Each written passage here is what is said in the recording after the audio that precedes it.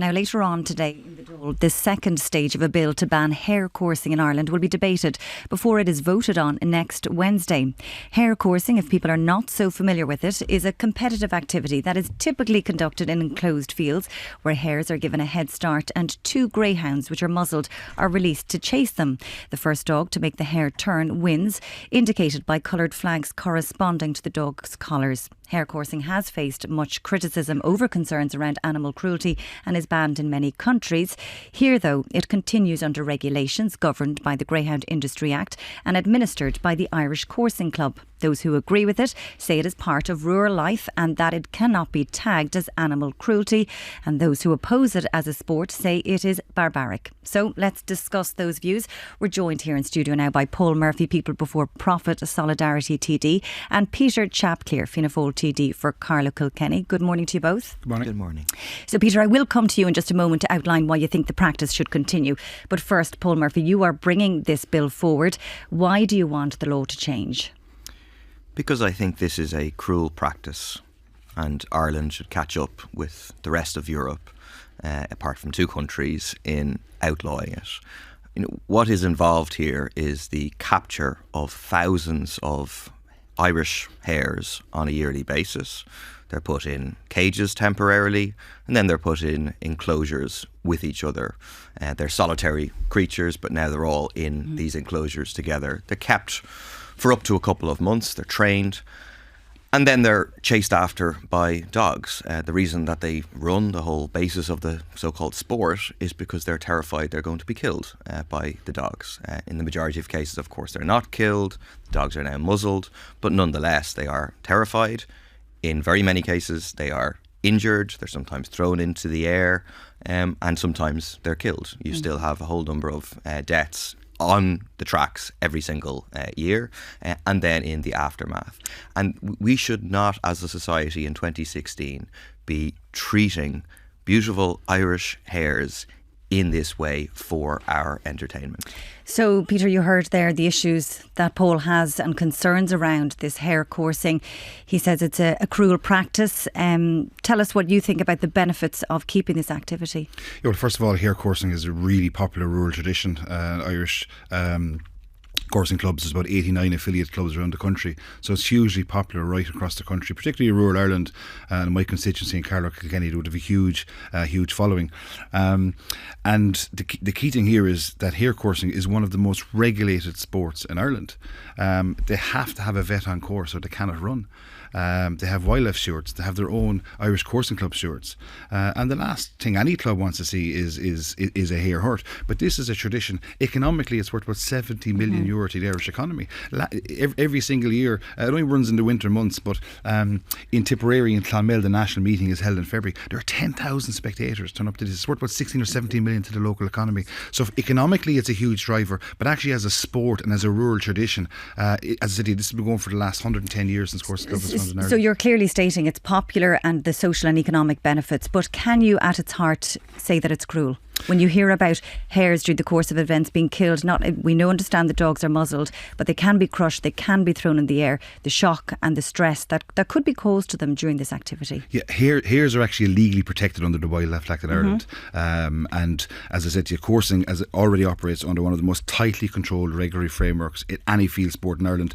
And hares are legally protected. Catching and tagging requires strict adherence to these conditions. And as I said to you, greyhounds, and you mentioned yourself, greyhounds are muzzled at every single event. I think that's really important. And all hares are released back into the countryside after the event under supervision. There's a vet on course, there's the ICC stewards on course. This is hugely regulated sport, and my view is that we need to continue this sport in a regulated manner rather than going down the route of having this unregulated. Paul, that point there, that if it became unregulated and if there was underground practices, I mean, the monitoring committee overseeing the sport at the moment that reviews the welfare and the regulation. Well, look, you'd have to have proper inspections and so on to ensure that it doesn't go underground. But we were correct to ban cockfighting, we were correct to ban bear baiting. Those things didn't then flourish underground. I mean, the truth is we know that hare coursing is not popular, which is why I can't fully understand the Fianna Fáil 10,000 people attended the event. But we have an opinion poll from 2019, which is 77% of people want to see hare coursing banned. Only 9% of people support the continuation of hare coursing. And to be clear, there is no urban-rural divide on that. I think often that is hidden behind to try and defend an indefensible practice of using these little creatures as live bait for animals that are 10 times their weight. And inherently in it, you can regulate it all you like, but inherently the whole thing is you capture the hares, you keep them in captivity, and then you terrify them. They're running because they're terrified, and we have the results. Just go through random examples. In Cappoquin in November last year, 6 hares hit by dogs, 2 pinned, 1 hare died from injury. In Cashel, a hare suffered bruising after being pinned to the ground. Castle Island, Mill Street, 2 hares hit by dogs. Another hare was pinned with such force that an ear tag came off. Every single event, you're having some injuries because these are big dogs chasing after very small hares. And in every sporting event, I mean, we're like, I know Paul cited a survey, a Red Sea survey that was done in 2019. I'd like to know how many people from rural Ireland participated in that survey. So you feel confident then that people in rural Ireland, they would absolutely choose this for social and economic benefit over any sort of welfare over the animal? There's absolutely no compromising on animal welfare here. So how would animal you welfare then, is hugely important and has to be done in a regulated manner. If the ISPCA and the Irish Wildlife Trust are among many calling the practice cruel and outdated, would that be of any concern as this continues? Fianna Fáil has consistently said, and the government is committed to the highest standards of animal welfare. That's not in question here. What's in question here is the rural tradition. And the reality is, if we go down the road of banning hare coursing, and of course incidents happen, and it's absolutely regrettable, but incidents happening in horse racing, incident happens in greyhound tracks. And my worry is, if hare coursing is banned first, what's next? Do we want to ban the horse racing industry? An industry that's worth €2.4 billion to the Irish economy, 30,000 people employed. The greyhound industry, you've got 4,500 people employed in the greyhound sector. It's worth over 100 million to the Irish economy. So there's an economic benefit, absolutely, but it's also a social thing. And it's very hard as a rural TD, with respect to an urban city TD, to listen to somebody from Dublin telling me how rural traditions aren't important and they need to be cancelled, because it's so important. This is not a traditional Irish practice. It absolutely is a traditional practice. It is not. It is a British colonial practice. It was brought here by the Coursing British. Club was set up in 1916. The GA was set up in 1884. Correct. But it is a British colonial practice. It was imported here. What's traditional in Ireland is to treat the Irish hare, which is a special subspecies of hare, with respect. To say that, like in traditional Irish mythology, the fairies turn into the Irish hare. That's what is traditional. You have this cruel practice, just like fox hunting, and then you have these. Paul, can I just say though, attempts to have it banned since 1990 have failed. Yes. Why will this be different? Because Peter's saying that the reflection in society is that people want it. There's an economic benefit, a social benefit, and it's done with the respect and welfare of the animals. There's over 3 decades where it's been tried to be banned and it hasn't been. But momentum is growing for a ban. There's excellent campaigning happening by the likes of the National Animal Rights Association, by the Irish Council Against Blood Sports. The NSPCA has come out clearly against it, the Irish Wildlife Trust. So it was first, a ban was proposed by Tony Gregory in 1993. Then there was a proposal from Maureen O'Sullivan in 2016.